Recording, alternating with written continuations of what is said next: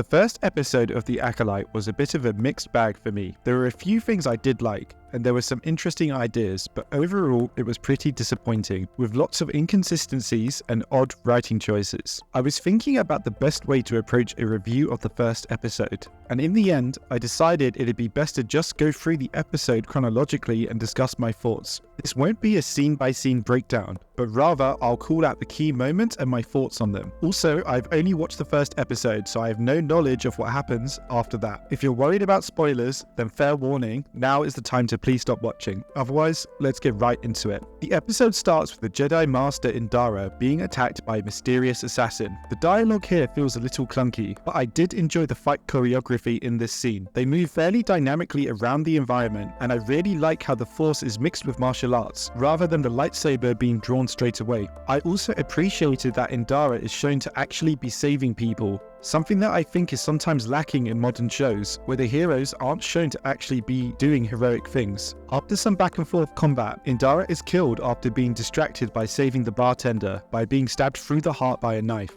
I did find this rather anticlimactic, as Jedi have previously been shown to not only be hyper-aware of their surroundings and enemies, but also superhumanly fast and durable, so it did feel a bit jarring to have her be killed by a small knife, by an opponent she knows is in front of her, but it's not offensively bad. In the next scene, we are introduced to our main protagonist, Osha, who we can obviously tell straight away is the twin of the assassin from the prior scene. This touches on a point that I'll mention soon, but we'll come back to that. Her introduction is mostly fine, setting up her character, although it is fairly brief.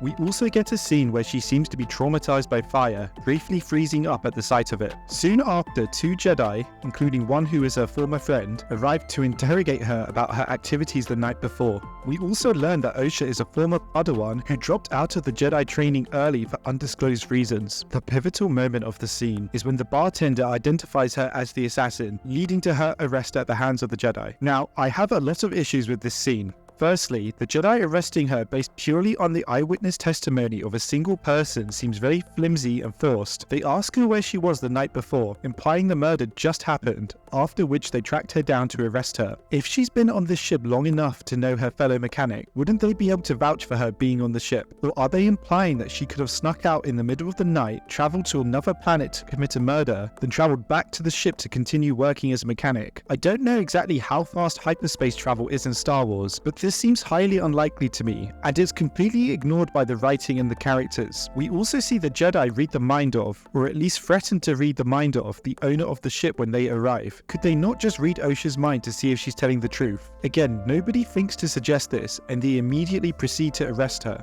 My other problem with this scene is a severe lack of intrigue, which circles back to the point I was making about the fire. We, the audience, are deprived of any mystery or suspense because the plot explicitly tells us everything that we need to know. For example, we already know that the murder was committed by Osha's twin, or you could speculate it was a clone, because we see the assassin in the prior scene. Imagine how different the arrest scene would be if we'd never seen the assassin. We would share in Osha's confusion. It would be an intriguing hook as we wonder who actually committed the murder and why the bartender thinks it was Osha. Osha's aversion to fire is also immediately explained to us, as the Jedi Yord spells out to us in detail her backstory when her village was burned and she was found. Nothing is left to the imagination or speculation. The answers are all immediately handed to us, so there's no opportunity for any deeper engagement with the story or the intrigue that it could potentially set up. So eyewitness testimony seems even more egregious when in the very next scene, we see the Jedi Master Sol teaching a group of young children, and the scene opens with him telling them, "Your eyes can deceive you, you must not trust them." This juxtaposition might be deliberate, I'm not sure, to show that either Yord is not a very good Jedi, or it might be a broader critique of the Jedi. We also see the Jedi discussing the political implications of the murder becoming public, which seems to hint at either internal corruption within the Jedi, or at the very least that they have an ulterior motive. I know some people won't be a fan of this, but I actually don't mind it. I think it adds an interesting potential story thread, but I'm disappointed that it was again so clearly spelled out for the audience, removing any chance of intrigue.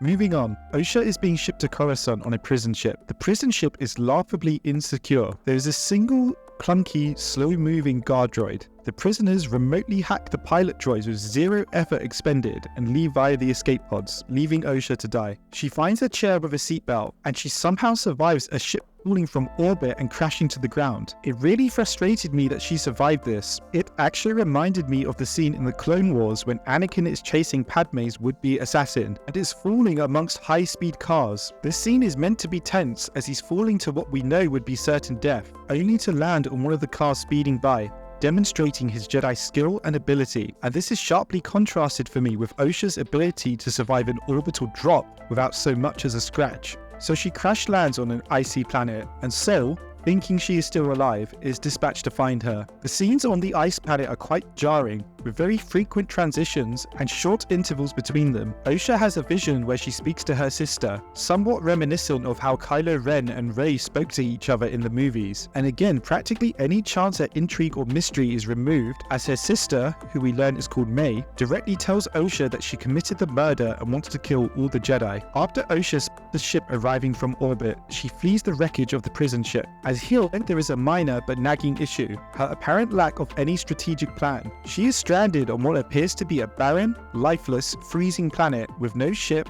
no means of escape, and no supplies. Even if she's worried the people on the ship are coming to arrest her, isn't it better than the alternative of being stuck on this planet and slowly freezing or starving to death? The cold weather doesn't seem to affect her at all, despite her not being dressed at all for the cold or having any means to warm herself. Despite the writers making her crash on this icy abandoned planet, they seem to have given no thought as to what the actual consequences of this would be. The episode ends with May returning to what I assume is her Sith master. He gives a slightly confusing speech about how the Jedi don't fear steel or lasers as they mean nothing to them, and that an Acolyte kills without a weapon. But this is directly at odds with the first scene, where May uses steel knives the entire fight and actually kills the Jedi with one. He does say that they should be killing the dream of the Jedi, which is quite vague and feels a bit forced in this scene. Again, it's a bit clunky, the dialogue, but it does maybe imply that they have a broader mission of perhaps attacking the Jedi philosophy or targeting their beliefs.